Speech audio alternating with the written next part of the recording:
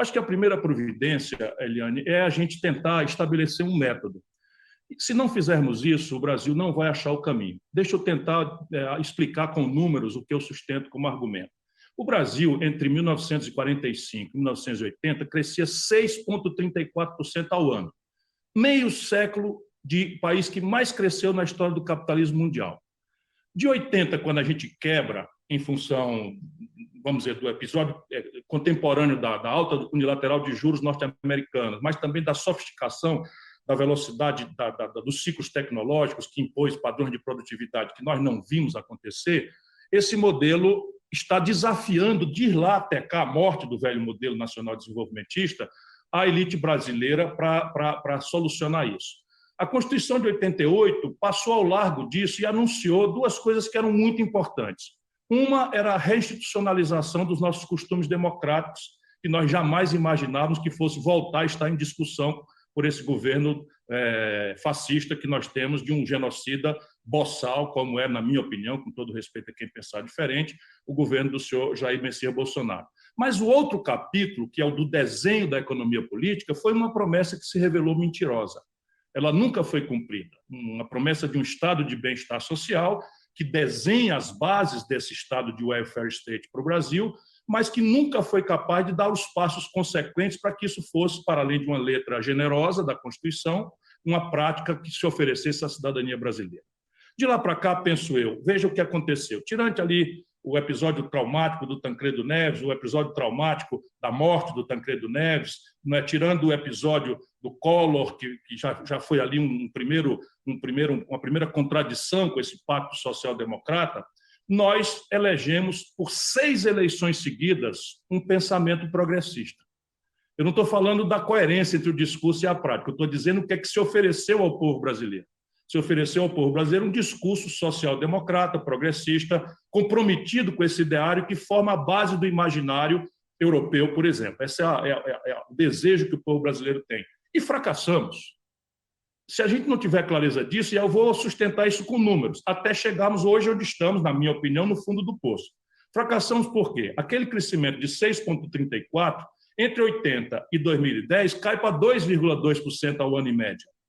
Absolutamente insuficiente para descomprimir o passivo histórico que nós temos por superar, de um legado escravista, de uma reforma agrária que não foi feita ainda do século XIX, de uma interrupção precoce do esforço de industrialização do país, de uma infraestrutura precaríssima que impõe custos sistêmicos impagáveis para a competitividade crescentemente globalizada. Mas o mais grave para apontar o fundo do poço é que entre 2010 e 2020 o Brasil parou de crescer. São 0,2 negativo, 10 anos. 10% da população brasileira hoje vivente nasceram com o país parado. E olha como é chocante para percebermos, por esses números, como o problema não é Chico, Maria ou Manuel. Regimes os mais díspares. 6 desses 10 anos foram a administração do PT, 2 do Michel Temer, 2 do Bolsonaro. E aí nós temos a clareza de como o nosso problema é muito mais de concepção estratégica do que propriamente dessa discurseira, não é, com fortes traços caudilhescos e personalistas e despolitizantes da população brasileira. Essas médias, elas às vezes não explicam por que houve pequenos voos de galinha na sequência do Real, que deu um momento de felicidade à reeleição do Fernando Henrique, ou do nacional consumismo da primeira fase do PT no governo com Lula.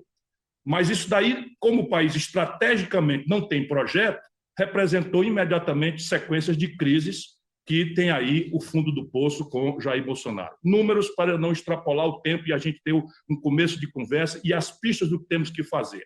Sob o ponto de vista popular, nesse momento, 130 milhões de brasileiros não têm segurança alimentar. 20 milhões não vão comer amanhã, ou já não comeram hoje. Não é? O Brasil tem, pela primeira vez na sua história, mais da metade da sua população apta para o trabalho empurrada para a informalidade, perdendo renda, sem nenhuma proteção, nem hoje, nem na velhice futura. O Brasil tem o maior desemprego da história. Passamos de 14,2% de desemprego aberto, não é? Num país em que a Seguridade Social também está se precarizando de uma forma dramática. Vamos pelo lado agora da questão dos que, como nós nos preocupamos com a saúde do Estado brasileiro. O Brasil tem um déficit, Eliane. Eu vou terminar. O Brasil tem um déficit, nesse momento anualizado, de 900 bilhões de reais. E a dívida galopa para 90% do PIB pela primeira vez na história. O país perdeu 25% da sua riqueza no ano passado, se nós tivermos a paridade de poder de compra com o dólar. E essa foi a perda também na Bolsa de Valores. Portanto, todo mundo está perdendo e a insistência numa modelagem tosca de um falso consenso precisa ser removida para que nós possamos colocar um debate plural, aberto, com novas alternativas. E a alternativa precisa, na minha opinião, de um projeto nacional de desenvolvimento, com metas, objetivos, orçamentação, divisão de tarefas, novas instituições, sem o que o Brasil não vai sair disso.